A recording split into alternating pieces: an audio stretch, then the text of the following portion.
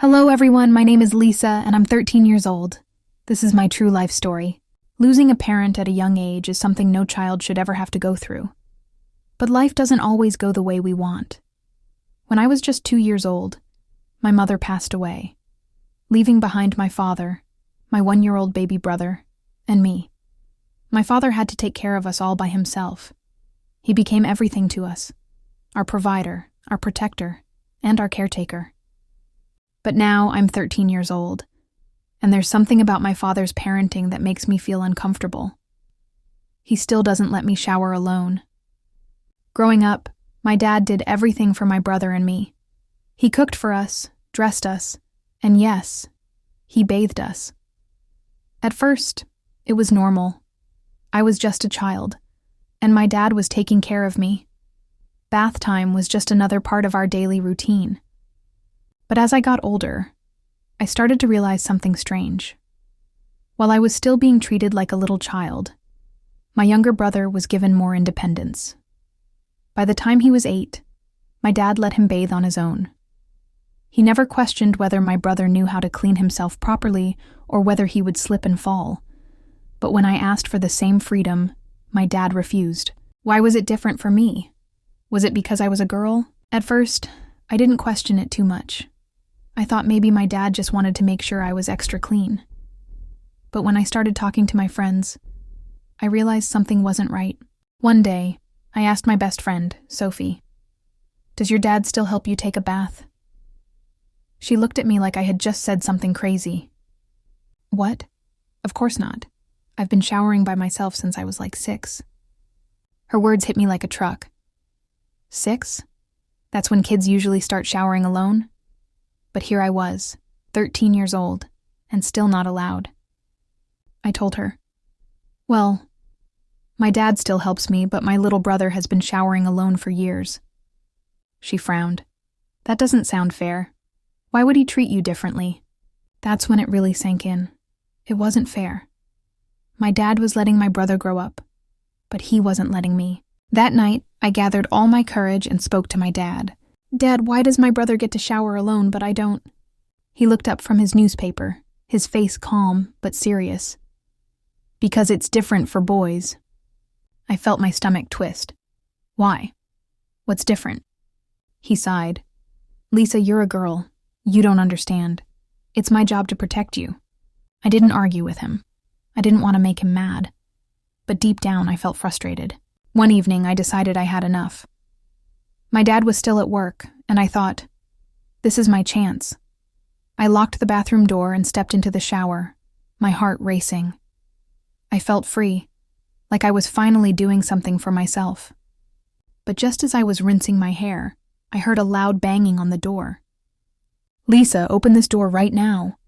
My dad's voice was filled with anger. I panicked.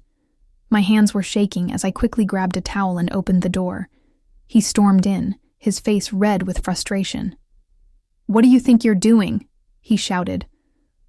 "I just wanted to shower by myself," I whispered, feeling my throat tighten. His expression softened for a moment, but then he sighed deeply. "Lisa, you don't understand. I'm doing this to protect you." I wanted to scream. Protect me from what? My brother was younger than me, and he had been showering alone for years. Why was I the only one being treated this way? After that day, I felt like I had no choice but to obey my dad's rules. But the more I thought about it, the more uncomfortable I felt. Was it really normal for a 13-year-old girl to be treated this way? One day, I finally got the courage to talk to my school counselor. I told her everything. She listened patiently, and then she said something that made my heart race.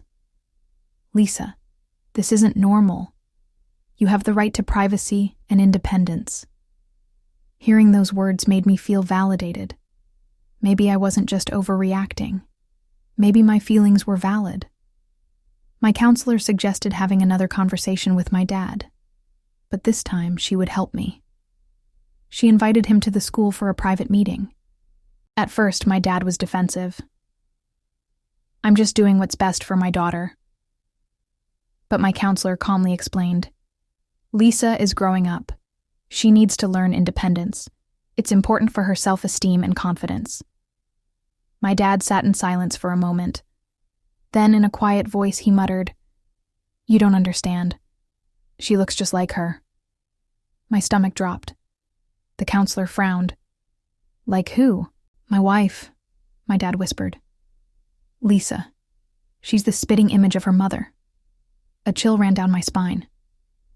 My dad turned to me, his eyes glassy. "Every time I look at you, I see her."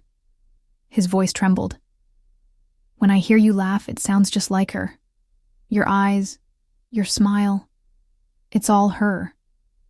And when you lock that bathroom door, it feels like I'm losing her all over again." I felt my breath catch. "I can't let that happen," he whispered. The room was silent. The counselor's face paled, and in that moment, I realized the terrifying truth. This wasn't about protecting me. It was about keeping me. My father wasn't just mourning my mother. He was holding on to her. Through me. Every time he refused to let me shower alone, it wasn't because he was afraid for me. It was because he didn't want to lose her again. I wasn't just his daughter anymore. I was a living ghost of the woman he lost. And suddenly, I wasn't sure if I was ever going to be free. After that meeting, I couldn't unsee the truth. My father's love for me was twisted. He wasn't seeing me anymore. He was seeing my mother. And I had no idea how far he would go to keep her alive through me. That night, I lay awake in bed, replaying everything in my head. The way he looked at me, the way he spoke about my mother, the way his grip tightened on my wrist as we left the school. Something inside me whispered, "You need to get out." I waited until the house was silent. My brother was asleep. My father's bedroom door was closed. I took a deep breath, tiptoed to my closet, and grabbed my school bag.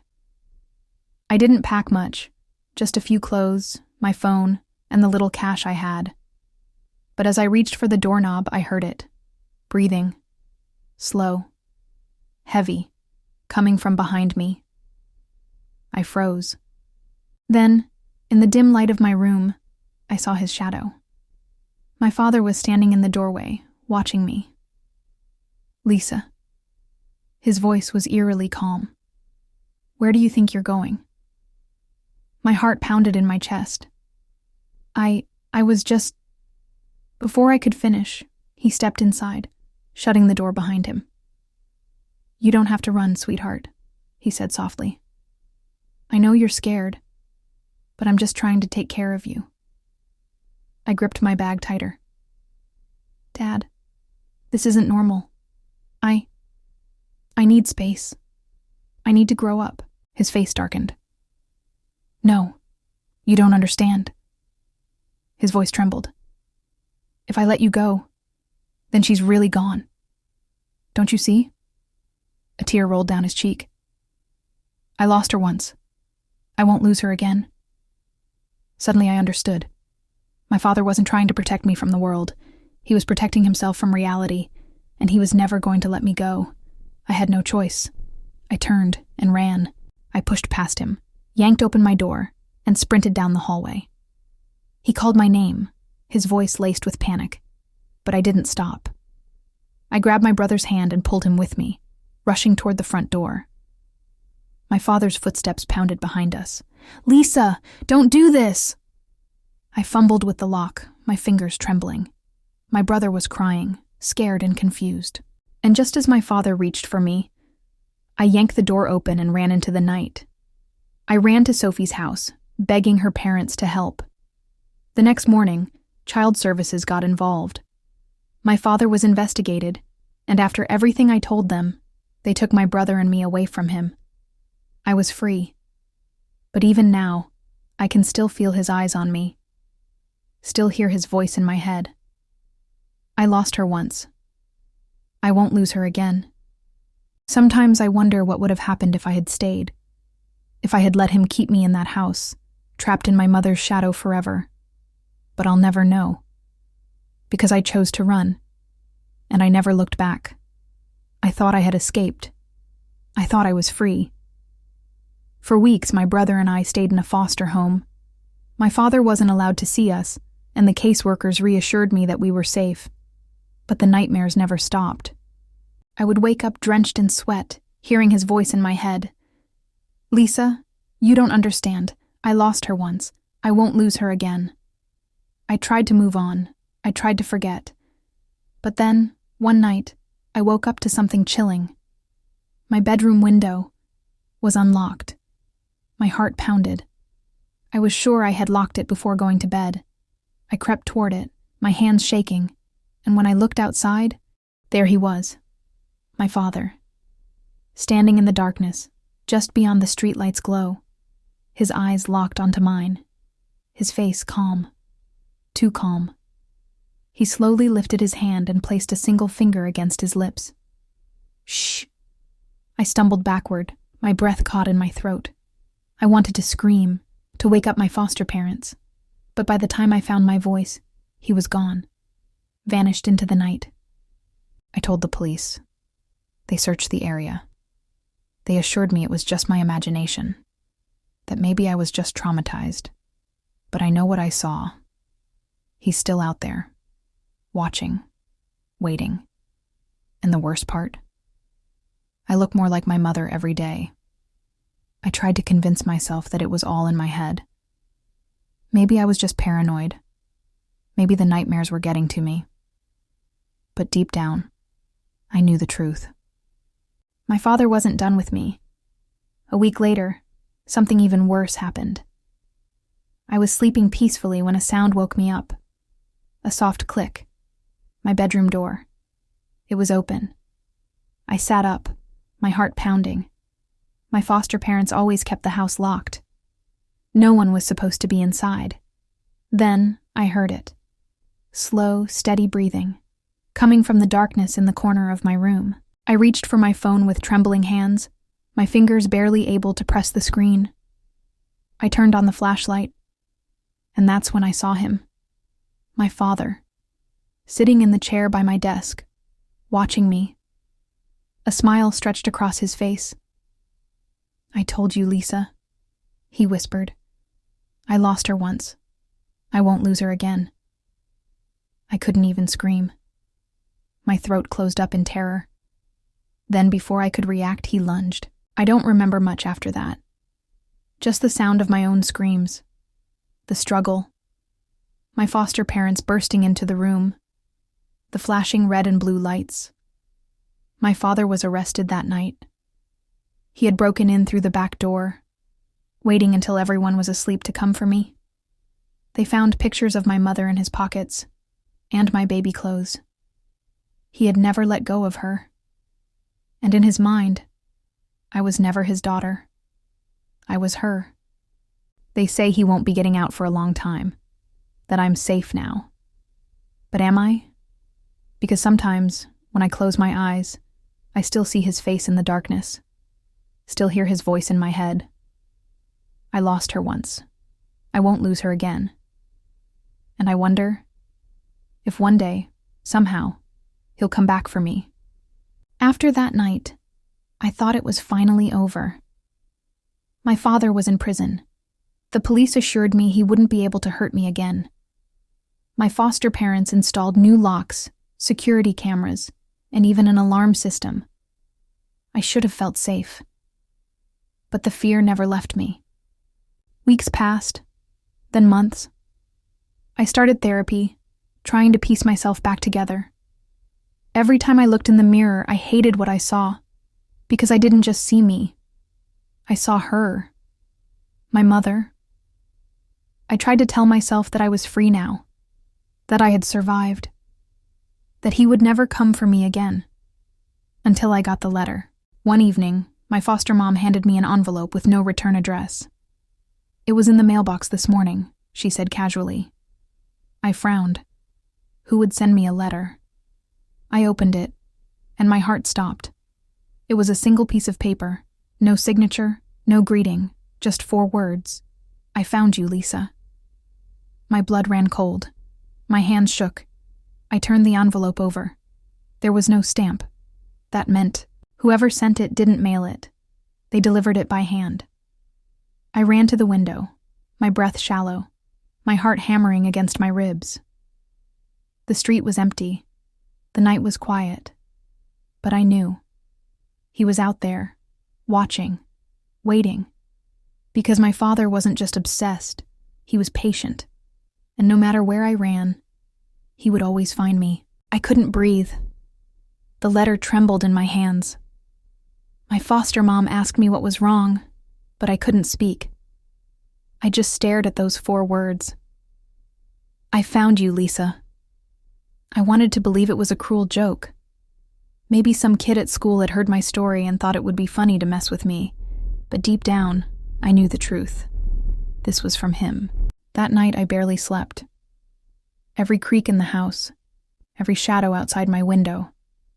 I imagined him standing there, waiting for the right moment. But the worst part? It wasn't just fear. It was doubt. Because no one believed me. The police said my father was still locked up, that he had no way to reach me, that I was just traumatized, seeing things that weren't there. But I knew better. And I was right. A week later, it happened. It was late, past midnight. My foster parents were asleep. The house was silent. Then I heard it. Tap, tap, tap. A soft knocking at my bedroom window. I froze. My blood turned to ice. Slowly my eyes moved to the glass. And there he was. Standing outside, smiling. My father. His face was pale, his eyes sunken, but his expression was calm. Almost loving. He lifted his hand, pressed it against the glass, and mouthed the words, "Come home, sweetheart." I wanted to scream. I wanted to run. But my body wouldn't move. Then, the window started to slide open. I never opened it. I never left it unlocked. But somehow, he had a way in. I finally snapped out of my frozen state and bolted for the door. My hands fumbled with the knob, my breath coming in short gasps. Behind me, I heard the window creak as it slid open all the way. I yanked the door open and ran, screaming for my foster parents.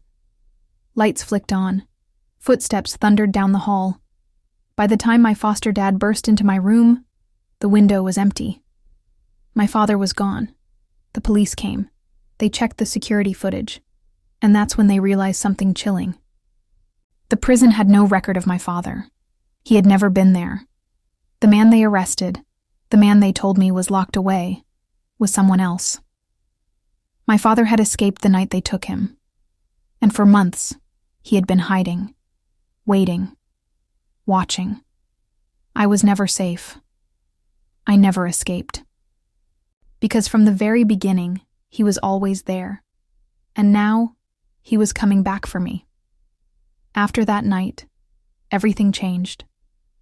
The police finally took me seriously. My foster parents installed extra security, locks, cameras, alarms. They even considered moving me to another home, another state, just to keep me safe. But it didn't matter, because he got to me first. It happened 3 nights later. I was in bed, exhausted, but too afraid to sleep. Every time I closed my eyes, I saw his face at the window, heard his voice. "Come home, sweetheart." I was drifting in and out of uneasy sleep when I felt something strange. The mattress shifted, like someone was sitting at the edge of my bed.